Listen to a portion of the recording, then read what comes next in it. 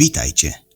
Zanim zaczniemy opowieści rodem z ciemnej strony mocy, wyjaśnię, dlaczego zająłem się publikowaniem starych przekazów, które często mają w sobie więcej z legend niż prawdy historycznej, potwierdzonej kronikami z tamtych czasów.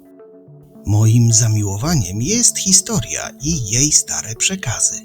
Bardzo często język, jakim są napisane, nie jest w pełni zrozumiały dla współczesnych ludzi.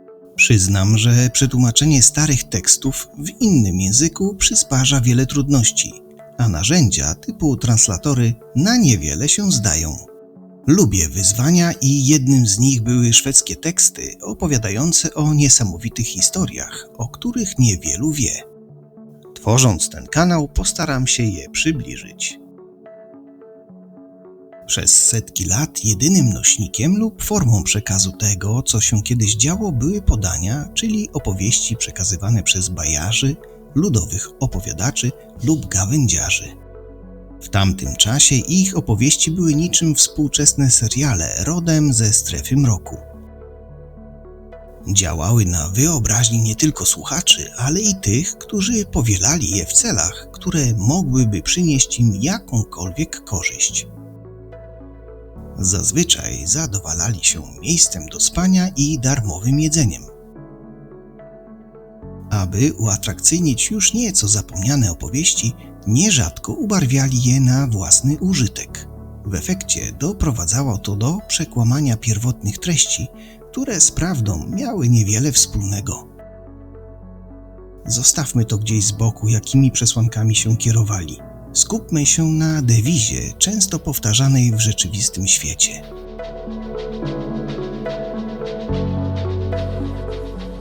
Mówi się, że w każdej legendzie jest ziarnko prawdy, czyli jest w niej pewna prawdziwa historia.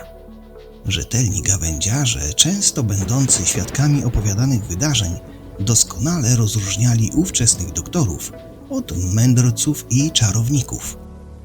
Ci pierwsi wykorzystywali swoją wiedzę, aby pomagać swoim bliźnim. Ci drudzy również wykorzystywali swoje zdolności, jednak do czynienia nie tylko dobra, ale i zła. Po zawarciu paktu z ciemną stroną mocy, jedyną zapłatą za korzystanie z jej siły było dozgonne oddanie w służbie zła. Zrozumiałe jest to, że wzbudzali oni w innych niepokój i strach. Przenieśmy się w odległe czasy na rozległe, mało zaludnione tereny skandynawskich krain, tym razem do XIX-wiecznej Szwecji.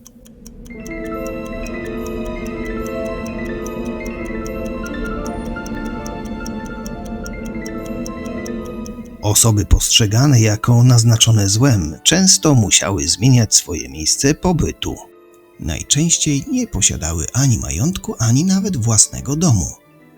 Oferując swoje znachorskie usługi, podróżowały po wiejskich drogach. Takim wędrowcom odmawiano najczęściej zarówno jedzenia, jak i schronienia na noc. Nikt nie chciał mieć z nimi bliższego kontaktu, by nie stać się ofiarą zemsty czy rzuconego uroku.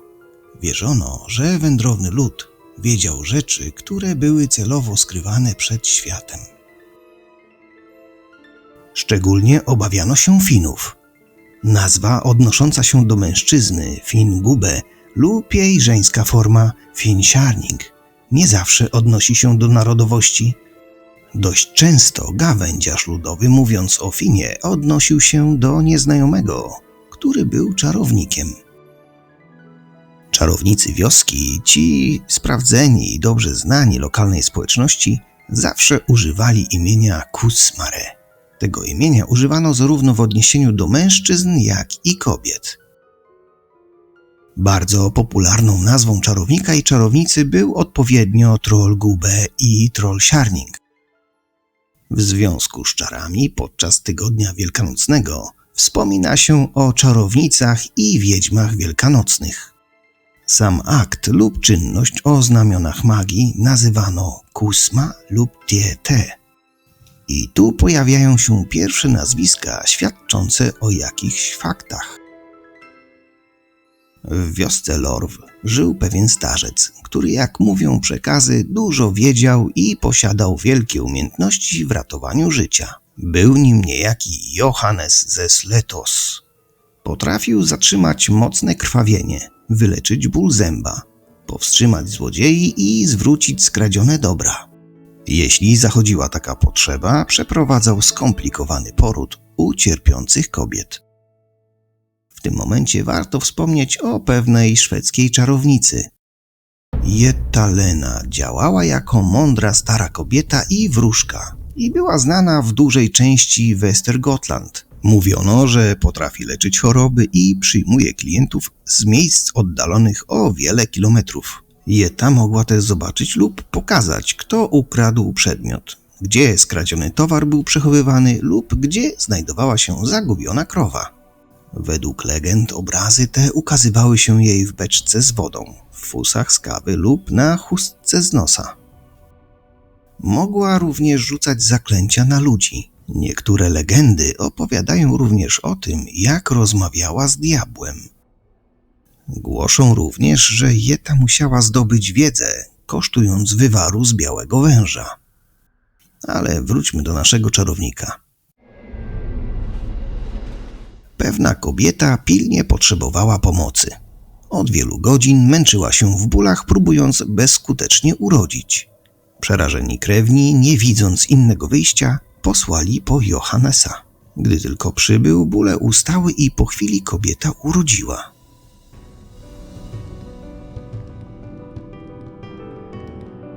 Można by pomyśleć, no jest happy end. Jednak używając tajemnej wiedzy zawsze są jakieś konsekwencje. Równowaga pomiędzy dobrem a złem, z którego czerpie się siłę, nie może być zachwiana. Ból musi być przekazany na kogoś lub na coś. Stary człowiek ze Sletos mógł rzucić ten ból na co tylko chciał. Dość często umieszczał wydobyty ból w starych drewnianych ogrodzeniach. Potem jęczało, skowyczało w płocie, tak jak wtedy, gdy wieje jesienny wiatr, a gliniane garnki podskakują w górę i w dół.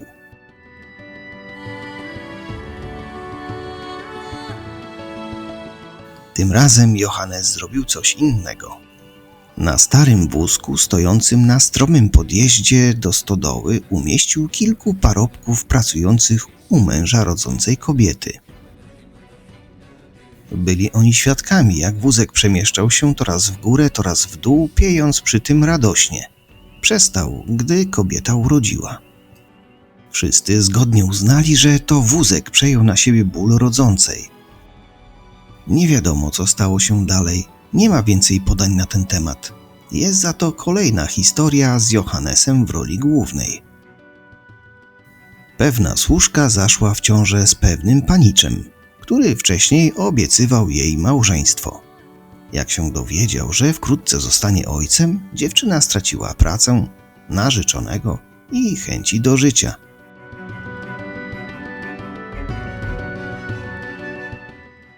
Niedoszła narzeczona udała się z wizytą do starego czarownika. Opowiedziała mu, w jakim położeniu się znalazła oraz że jej narzeczony porzucił ją w okrutny sposób.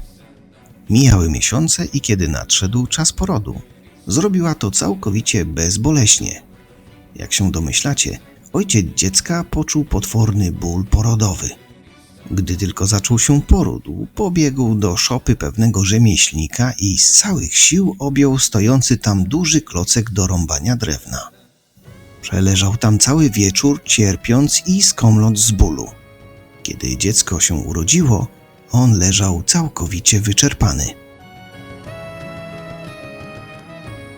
Wydaje się, że ten Johannes to całkiem przyzwoity czarownik. Co myślicie? Jak do tej pory nikogo nie zabił. Jest jeszcze kilka podań przedstawiających postać naszego bohatera. Czy to legendy, czy prawda? To pytanie pozostanie bez odpowiedzi. Dla mnie jest to przekaz mający znamiona historii.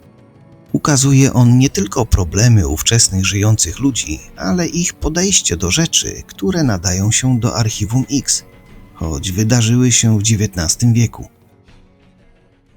Ludzie nie byli już tak zacofani jak we wczesnym średniowieczu, kiedy to kronikarzy było niewielu, a zwykli ludzie nie wiedzieli, co to alfabet. Okres ten charakteryzuje się tym, że w parafiach powszechne było prowadzenie ksiąg, w których zapisywano nie tylko daty urodzenia i zgonów, Zawierały one również fakty i opisy typowo obyczajowe, z których często korzystali stróże prawa, o ile pastor piastujący pieczę nad parafią chciał je udostępnić. Wróćmy do naszego starego znachora.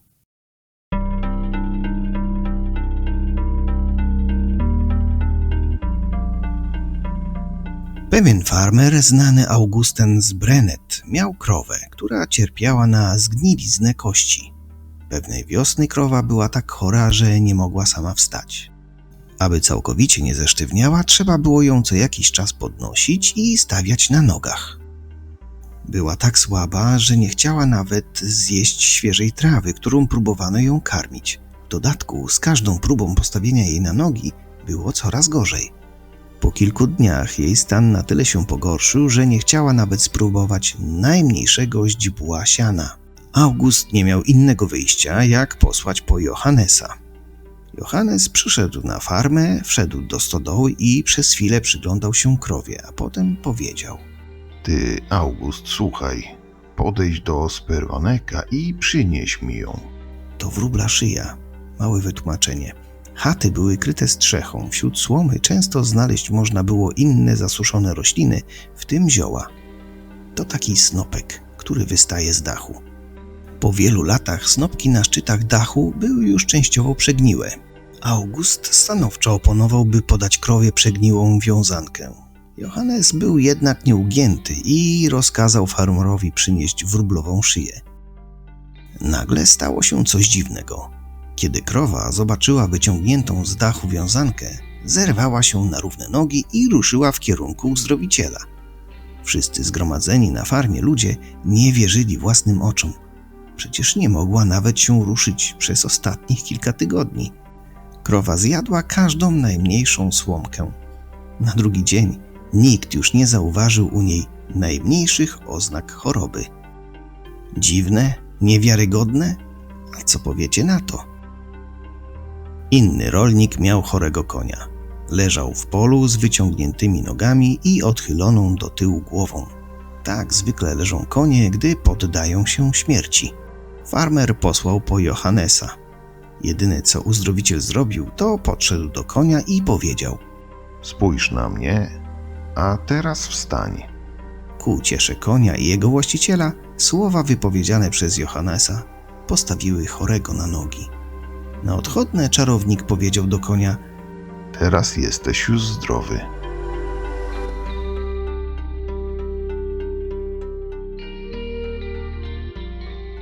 To wszystko brzmi jak jakaś bajka. Takich bajek jest więcej. Pamiętacie określenie Fin, które nie oznacza narodowości? Pewnie tak. Tak więc pewnego wieczoru do knajpy przyszedł Fin i poprosił o coś do picia. Był bardzo spragniony. Kobieta karczmarza, która stała przy piecu i gotowała, na próbę zamówienia czegoś do picia odpowiedziała nieuprzejmie: Idź swoją drogą. Z pewnością mam inne rzeczy do roboty niż zajmowanie się żebrakami. Warto zauważyć, że kobieta, o której mowa, znana była z dumnego i wyniosłego usposobienia i że nie po raz pierwszy obrzuciła biednego wędrowca ostrymi słowami. Tym razem była jeszcze bardziej opryskliwa niż zwykle. Johannes otworzył drzwi, stanął w progu i odwrócił się. Patrząc się prosto w oczy kobiety, powiedział: Dziecko, które nosisz pod sercem, nigdy nie będzie spragnione. W odpowiednim czasie żona karczmarza urodziła dziecko, chłopca. I co dziwne, zawsze był spragniony. Stale i nieustannie błagał matkę o coś do picia. Nic nie wskazywało, że słowa Fina kiedykolwiek się spełnią. Gdy wszyscy już zapomnieli o rzuconej klątwie, ta obudziła się w dorosłym życiu syna karczmarki. Jako dorosły mężczyzna zaczął pić tak dużo alkoholu, że wkrótce wraz ze swoją zepsutą wątrobą zszedł z tego świata. W ten sposób bezwzględność i brak szacunku do innych zemściły się na niegodziwej kobiecie. Pewnego wieczoru, szukając schronienia na noc, Fin dotarł na farmę w lesie i poprosił o nocleg. Gospodarz wskazał mu stodołę, w której miał spędzić noc. Późnym wieczorem farmer sam wszedł do stodoły, by oporządzić zwierzęta i wykonać kilka prac, które miał w zwyczaju robić przed snem. Wchodząc do środka, zauważył odpoczywającego Fina, do którego postanowił zagadać. Słyszysz, jak bestie wyją tego wieczoru? To jest przerażające. A co mówią? Zapytał Fin. Z pewnością nikt ci nie powie, co one mówią. Odparł farmer. Cóż, a może potem ja wyjdę i posłucham? Czarownik wyszedł ze stodoły, a kiedy wrócił, oznajmił. Mówią, że jutro będą mieli klacze wierzchowe na śniadanie. Farmer jedynie spojrzał na starca i wzruszył ramionami. No, śmierci to może unikną. Pomyślał mistrz. Mogę to zrobić. No. One swoje mówią, że mimo to i tak będą jadły. Następnego ranka, jak zwykle, farmer wyprowadził klacz, aby ją napoić. Ale gdy dotarł do studni, nagle z ukrycia wybiegła para wilków. Klacz, przestraszona, uwolniła się z powrozu i uciekła. Oczywiście wilki poszły jej śladem. Nie udało im się jej zabić, ale wyrwali duże kawałki z jej zadu. Tak więc wilcze śniadanie faktycznie pochodziło od klaczy, dokładnie tak, jak przewidział stary Fin. Nie wiem, czy te wszystkie przekazy są w pełni zgodne z prawdą. Wiem natomiast, że legendy przechowują historię, tradycje, życiową mądrość i wartości, które w obecnych czasach są niedoceniane. Stoją na straży tożsamości i pozwalają trwać pokoleniom w poczuciu wspólnoty z tymi, którzy już odeszli. Legendy opowiadają o mędrcach, świętych, władcach, politykach, wojownikach lub innych popularnych bohaterach. Składają się często z nieprawdopodobnych albo nierealnych motywów. Różnią się od mitów tym, że mają podstawy historyczne i opowiadają o ludziach, a nie bogach. Chociaż niekiedy różnica trudna jest do określenia. Jest jednak w nich coś, co wydobywa z nas wielkie pokłady wyobraźni, jeśli tylko na to pozwolimy. Kończąc to wideo, chcę zaprosić Was na kolejny odcinek, w którym poznacie całkiem inne historie. Jeśli podobał Ci się film, zostaw komentarz i wspomóż kanał subskrypcją. Dziękuję za obejrzenie tego filmu. Do zobaczenia.